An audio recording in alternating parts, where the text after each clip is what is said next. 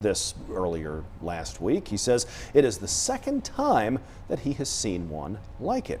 If only we had someone in-house who's, an expert in things that are in the sky and unusual phenomena. If only there was someone we could toss to. Oh my gosh, there she is.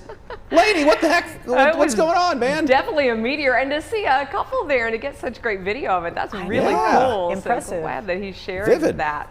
Well, you know what? We have got to change as far as the weather goes, and you may not like that because you've probably been enjoying the temperatures in the upper 60s, close to 70 degrees. At times today, the sun was trying really hard to peek through, but we had overcast skies for the most part. And yeah, we had occasional sprinkles, even a few showers, more than I had expected for sure. We do have more rain though, widespread steady rain tomorrow night and Friday, along with gusty winds. They'll be warm at first, but then cold winds on Friday, causing the temperatures to fall throughout the day and will bring us a colder, drier weekend. Our high today was 67 degrees, well above normal.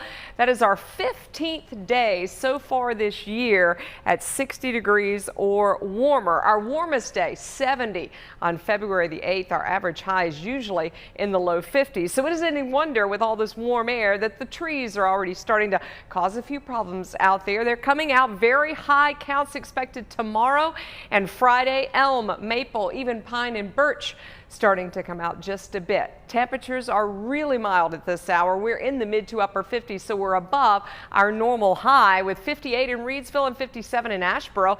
Right now, Meadows of Dan is at 50 degrees, and in the Hays community, we are at 55. When the wind blows, it's out of the southwest, and boy, it's going to really start to pick up. It'll be windy tomorrow, gusty at times out of the southwest, and then windy continuing into Friday. A lot of clouds on the map right now. They'll be with us overnight into tomorrow morning. Mostly cloudy start with temperatures near 50. Lunchtime temperatures get us into the 60s, and then in the afternoon we are approaching 70 in a few spots. I think we'll see some showers moving into the mountains and foothills by afternoon, but really the steady rain probably doesn't come in until around this time tomorrow in most communities. Overnight, pre-dawn hours on Friday especially going to be wet.